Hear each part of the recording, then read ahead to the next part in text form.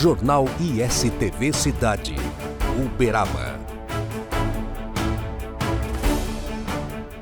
Estamos de volta com mais uma edição do ISTV Cidade. Desta vez, mais um assunto que mexe literalmente com a família, com a preocupação das crianças em vulnerabilidade, crianças e adolescentes, porque eu estou aqui com a professora Silvana Elias. Primeiro, muito obrigado por aceitar o nosso convite, estar conosco, Paulo, aqui, tá bom? Uma conversa muito boa, que eu acredito que será, porque nós estamos prestes a votarmos para elegermos os integrantes dos conselhos tutelares aqui de Uberaba, que é a professora Silvana Elias. Embora todo mundo a identifique como alguém que fala muito sobre educação, agora está preocupada com essa causa, que é muito nobre também, né, professora? Exatamente. Bom dia a todos, bom dia a todas, bom dia, Paulo. Muito obrigada por esse espaço. Na verdade, a questão da criança, do adolescente e as pessoas mais em situação de vulnerabilidade sempre mexeram muito comigo. São causas que me atraem, né? Uhum. Talvez por ter sido professora por mais de 40 anos, essa relação com as crianças e adolescentes. Me relacionei com criança e adolescente na rede privada, na rede pública, em escolas de periferia, no noturno, e isso sempre me moveu. É uma causa que me move.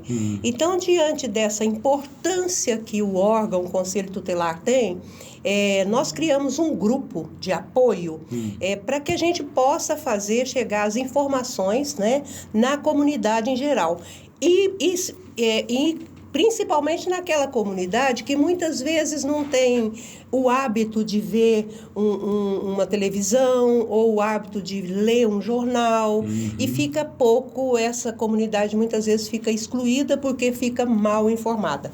Então, a nossa luta, juntando aí com um grupo de aproximadamente 60 pessoas, é nesse sentido, de fazer chegar na comunidade as informações necessárias. Não necessariamente dizer vote nesse ou vote naquele, mas sugerir, estimular, incentivar que a comunidade vá fazer a escolha dos conselheiros tutelares do próximo mandato, que vai de 2024 a 2027. E pelo que eu entendi, mostrar a importância da existência do conselho. Por isso que eu quero perguntar de cara, professora, para que serve, por que é importante a cidade ter conselhos tutelares? Primeiro, nós tivemos aí na década de 80 a Constituição Federal de 88. É uma Constituição muito voltada para os direitos sociais, né? E a Constituição cidadã. E a partir da Constituição, aconteceram vários desdobramentos, né? Dentre eles, um que se consolidou, embora tenha se discutido bem antes, foi a questão do Estatuto dos Direitos da Criança e do Adolescente. O Estatuto, ele nasceu imediatamente depois da Constituição, né? Acho que fortalecido a ideia pela Constituição. E o Estatuto, ele prevê, né, 3 importantes órgãos. O primeiro é o Conselho Municipal dos Direitos da Criança, que é um órgão constituído pela sociedade civil e pelo governo, pela ala governamental, com vários integrantes, e a função desse órgão é propor, implementar, traçar diagnósticos envolvendo o cenário de criança e adolescente. Certo. Dentro dessa lógica, existe o Fundo dos Direitos da Criança e do Adolescente, que é aquele fundo que capta recursos do imposto de renda, tanto das empresas que têm lucro real, quanto das pessoas físicas que devem imposto de renda, né? Então, ele compõe, esse fundo é composto principalmente desses recursos. Em vez de mandar o recurso para o governo federal, o governo federal abdica desse recurso, que pode ser depositado 1% para o lucro real, para as grandes empresas, e 6% para as pessoas físicas. E aí entra o Conselho Tutelar. Qual é o principal papel do Conselho Tutelar? É a garantia dos direitos da criança e do adolescente. Seja criança de famílias mais abastadas, seja criança de famílias mais empobrecidas, né? Então, a função do Conselho Tutelar, ele é um órgão de encaminhamento.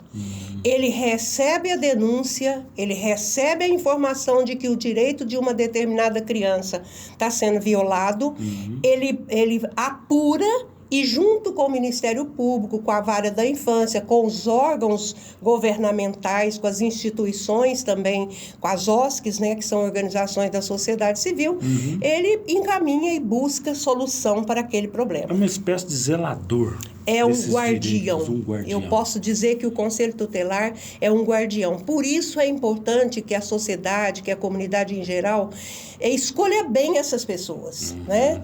Porque é um trabalho difícil. Eu tive notícia ontem que houve até um assassinato de conselheiros, se não me engano, em Pernambuco, que foram cumprir, né, uma determinação e a pessoa agrediu e assassinou, né? Então, o conselheiro tutelar, ele é um guardião da lei que protege a criança e o adolescente. Professor, nós tivemos no início desse processo alguns problemas envolvendo aí uma ação do Ministério Público. Eu queria que a senhora contasse um pouco para nós o que aconteceu com essa... Porque nós estamos vivendo esse processo no Brasil inteiro.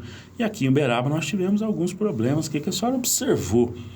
Eu penso que a gente teve atropelos, eu acompanho desde os primeiros passos, né, se não me engano, fevereiro, e eu acho que a gente cometeu algumas falhas no começo, né? No processo inicial de organização. A primeira coisa, o primeiro processo que foi startado lá no primeiro semestre foi muito pouco divulgado. E Uberaba, porque o número de conselhos tutelares é de acordo com o número de habitantes. Uberaba está quase chegando a necessidade de 4 conselhos. Inicialmente, atualmente, nós estamos partindo para o terceiro. Já era para ter tido o terceiro, né? Mas agora, a partir de 2024, são 3 conselhos. Cada conselho é constituído de 5 pessoas titulares e 5 suplentes.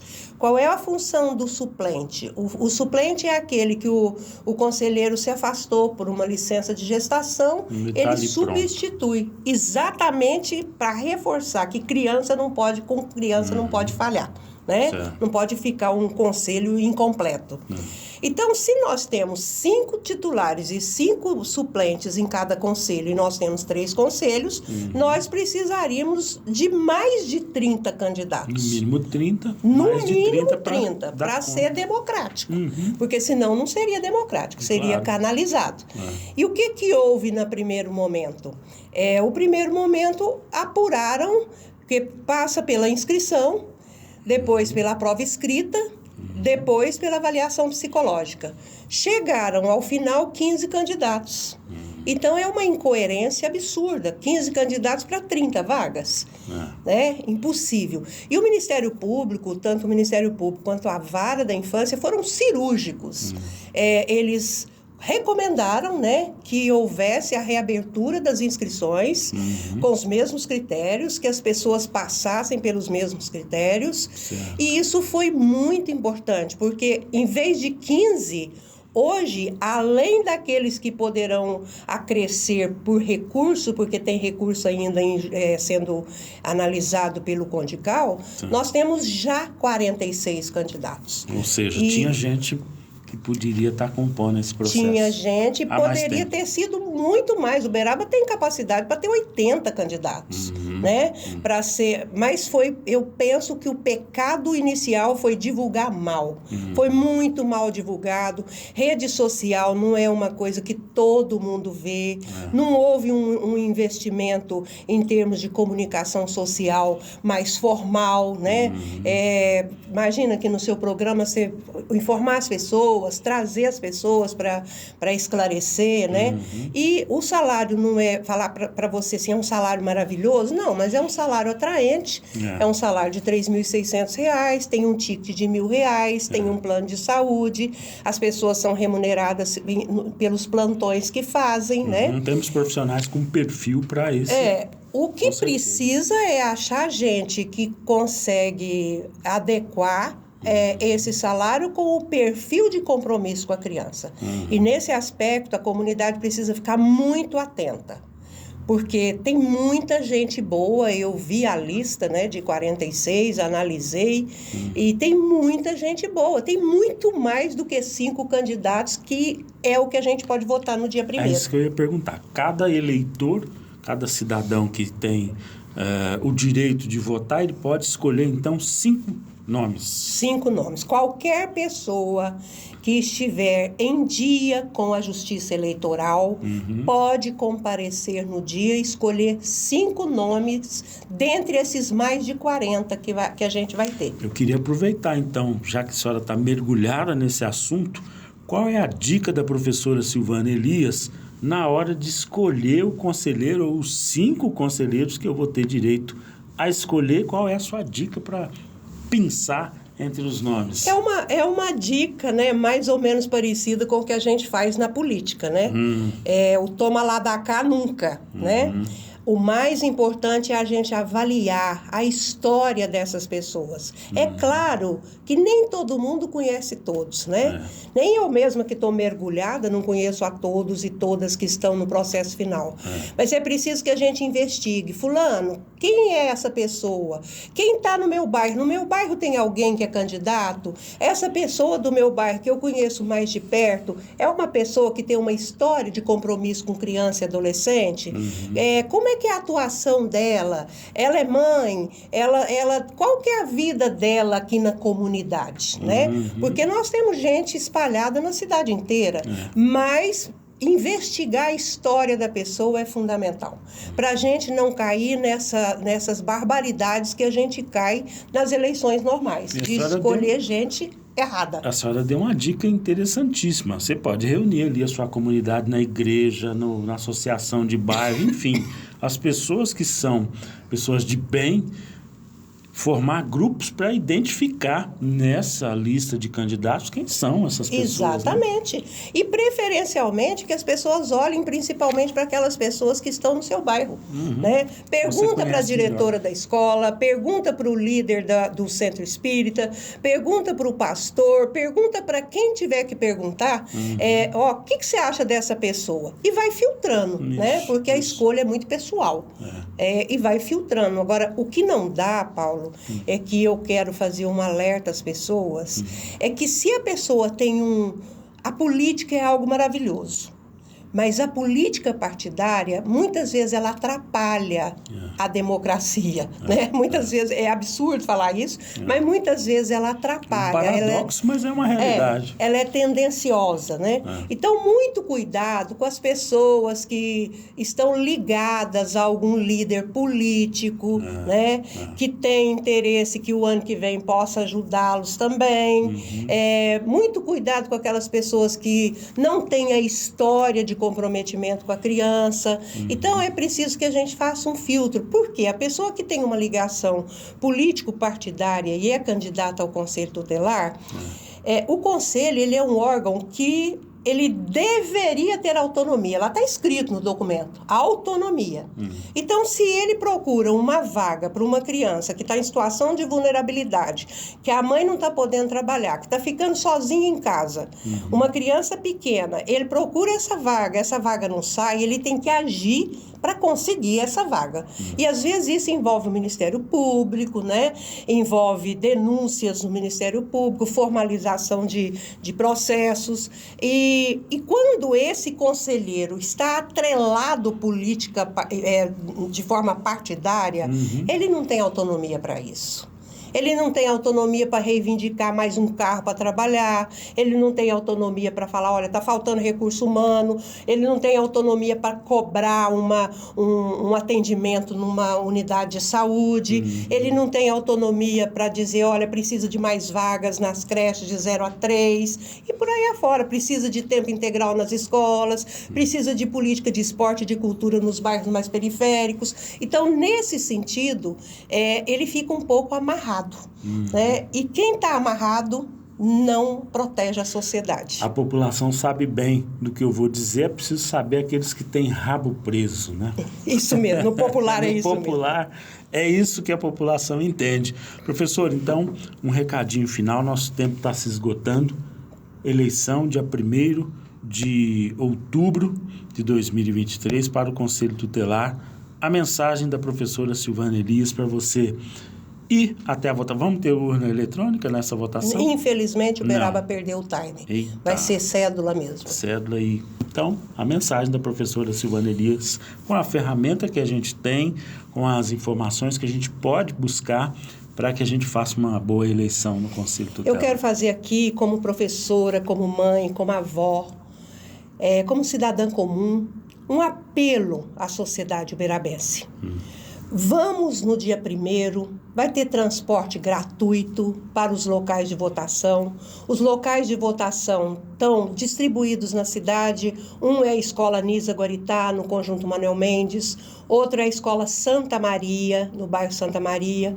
E outro é a FET, ali na Major Eustáquio, na antiga Sírio-Libanês.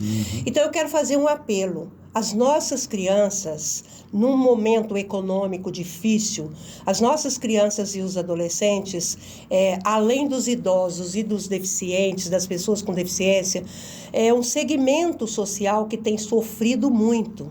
E, às vezes, sofrido sem que ninguém ouça os seus gritos, sem que ninguém visibilize a sua situação. Então, é importantíssimo a gente escolher bem esses conselheiros.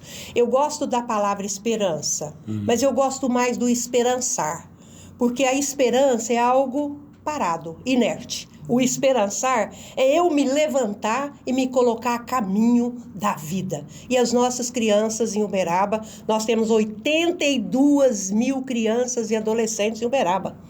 É praticamente 1/4 da população. Então, essas crianças, esse segmento precisa de nós porque eles estão fragilizados, eles são fragilizados por natureza, precisa da nossa intervenção. Bora lá votar no dia 1º de outubro, em função dos conselhos tutelares.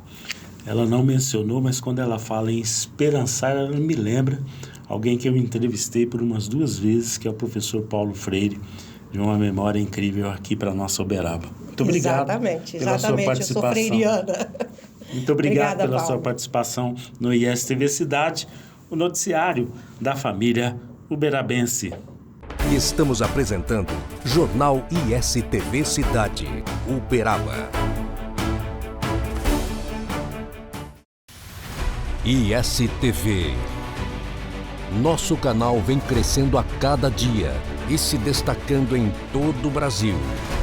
Mais de 150 milhões de telespectadores recebem o nosso sinal através das antenas parabólicas, TV digital via satélite, TVs conectadas e TV a cabo em todo o território nacional e América Latina.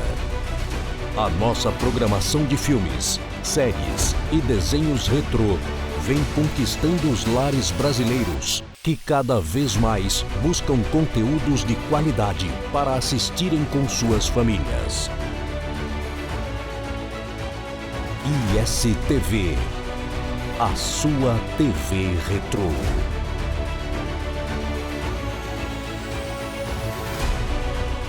ISTV Shop, o seu shopping na TV. Moda, saúde, beleza, decoração. Promoções com produtos e serviços de qualidade. ISTV Shop, o seu shopping na TV. Voltamos a apresentar Jornal ISTV Cidade, Uberaba. A gente continua falando aqui no ISTV Cidade sobre a importância da escolha dos membros dos conselhos tutelares aqui de Uberaba. Nós ouvimos a secretária Érica de Desenvolvimento Social e ela também traz uma mensagem sobre a importância desta eleição. Vamos ouvir. Com certeza. O Conselho Tutelar é um órgão de extrema necessidade para o nosso município, isso a nível Brasil. Garantir o direito de criança e adolescente, esse é o papel do Conselho Tutelar. A gente sabe das dificuldades por ser uma eleição que não é obrigatória, mas eu costumo dizer que a importância do Conselho Tutelar está no papel que ele faz, de atender crianças e adolescentes. E eu não vejo nem como uma obrigação a população ir votar, mas sim como um direito de escolher uma pessoa que vá representar de fato a criança e o adolescente e que vá lutar por políticas públicas que venham contemplar esse público tão importante, garantindo a prioridade absoluta de criança e adolescente. E aí deixando um recadinho para toda a população, para que participe, que vá. No dia 1º de outubro nós teremos a eleição, das 8 da manhã até as 17 horas, teremos 3 locais de votação. Então, convidar a população para estar indo. Nós ainda iremos fazer a divulgação de todos os pontos de votação, mas é extremamente importante. E lembrando que a população que está regular com seu título de eleitor, ela pode ir votar e escolher os seus candidatos. Algumas pessoas mais críticas estão nos cobrando muito na divulgação dos nomes, a lista de nomes dos conselheiros. Nós, evidentemente, teremos também a divulgação deles, né? Com certeza. Teve na semana passada, quinta e sexta-feira, foi a avaliação psicológica.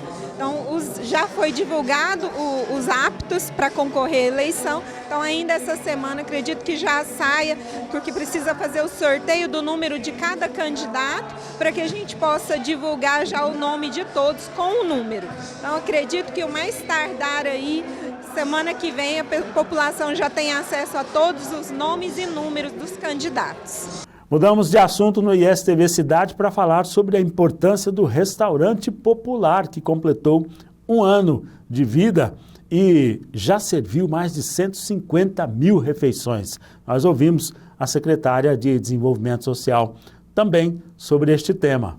Olha, 1 ano de restaurante popular, uma situação extremamente feliz. Nós estamos aqui hoje comemorando um saldo positivo, né, com mais de 150 mil refeições servidas no decorrer desse ano. Então, para a gente, ver o restaurante lotado, a população aceitando bem, esse é o nosso objetivo, trazendo alimentação de qualidade para a população e a um preço acessível, né, que é um preço simbólico, mas que com certeza dá o acesso a toda a população.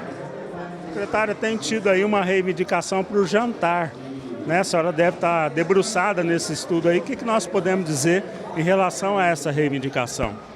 Sim, aqui como nós temos um termo de concessão pública, nós estamos analisando junto à empresa, porque é uma empresa privada que faz a gestão do restaurante, e aí a gente precisa analisar todo o contexto, até a saúde financeira da empresa. Mas estamos sim em tratativas para uma ampliação desse serviço que é prestado hoje para a população. Secretária, com tanto sucesso como a gente vê aqui no restaurante popular, a administração, a gestão pública tem passado pela mente ampliar esse serviço, oferecer o mesmo serviço em outras unidades? Existe essa possibilidade? Então, no momento é o que eu já falei, nós estamos ainda analisando as viabilidades, até por ser uma concessão pública. Mas esse é um desejo nosso, mas nós precisamos fazer isso com bastante cautela para que seja algo de uma ampliação de fato que funcione. Então, esse é o nosso objetivo. Olha, e no restaurante popular, o vereador Almir Silva, que é um dos batalhadores da causa, também trouxe a sua mensagem sobre a importância de 1 ano do restaurante popular. Bom, Paulo, te agradecer os telespectadores da ISTV, que eu sou telespectador, viu? Landim, toda a equipe. Foram 10 anos de luta e só eu sei o tanto que eu trabalhei para que esse restaurante pudesse ser viabilizado. Eu consegui os recursos, na época mais de 2 milhões de reais, toda a estrutura estava comprada, faltava vontade política, mas a prefeita Elisa entendeu Eu falei com ela, apresentei o projeto e ela conseguiu compreender que esse projeto social era importante para as pessoas carentes. Então, trabalhadora, doméstico, pessoal do comércio, o pedreiro, o pintor, almoça aqui por um preço simbólico. Então, valeu a pena a resiliência, a luta e a esperança de poder inaugurar esse restaurante. Eu estou muito feliz, está fazendo um ano. É como se eu tivesse tido um filho e ele estivesse completando um ano no dia de hoje. Muito grato ao Uberaba, muito grato à prefeita Elisa e muito feliz por não ter desistido. Acho que se fosse outro teria desistido. Eu não. Eu sou resiliente e aquilo que eu acredito eu corro atrás. Então parabéns ao Restaurante Popular e às pessoas que estão aqui e que estão aproveitando desse equipamento social. O que você acha do Restaurante Popular que está completando agora um ano? Uma maravilha, né? Isso aí fortaleceu muito a nossa comunidade aqui em cima, aí várias comunidades aqui perto. Parabéns para quem trouxe o Restaurante Popular para a cidade. Você está frequentando aqui todos os dias ou quando dá? Como é que é? Quase todos os dias. Deu tempo, eu corro aqui e venho almoçar, que a comida é muito boa e especial, muito bem feita. Vou comparar em relação a preço, qualidade, como a gente tem no mercado aí, o que você me diz? Não perde para ninguém, a qualidade é muito boa e o preço, né, gente, espetacular. A senhora vem todos os dias no restaurante? Umas 3 vezes por semana. O que a senhora acha da alimentação aqui? Muito boa e barata. Pelo preço, comparando com o mercado, a senhora acha que vale a pena? Vale. E hoje teve um cardápio especial, o que a senhora achou? Melhor ainda. E é muito limpo, aciado, o pessoal é muito educado. Eu não tenho nada a reclamar. Olha, o Restaurante Popular é uma unidade muito interessante, inclusive a equipe ISTV tem frequentado o restaurante para as suas refeições e a gente pode atestar o alimento servido lá é de qualidade. A gente só tem que preocupar a população em geral e manter o ambiente sempre limpo, sempre com asseio, porque isso faz parte da higiene que é importante na hora das refeições. Mas o restaurante é interessante. E assim nós encerramos mais esta edição do ISTV Cidade, o noticiário da família uberabense. Jornal ISTV Cidade. Notícias exclusivas de Uberaba todos os dias, aqui na ISTV, ao meio-dia e às 8h30 da noite. Informações diárias com credibilidade da nossa querida Uberaba, terra de gigantes, a cidade dos dinossauros, de Chico Xavier e do Gado Zebu, integra a programação da ISTV. Vamos mostrar Uberaba e todo o seu potencial de turismo, desenvolvimento econômico, polo de excelência em saúde, educação e muito mais. A população de Uberaba agora junta-se à rede ISTV, com mais de 150 milhões de telespectadores em todo o Brasil. Através das antenas parabólicas, TV digital via satélite, TVs conectadas e TV a cabo. Segunda a sexta-feira, ao meio-dia e às 8h30 da noite. ISTV Cidade, o noticiário da família uberabense.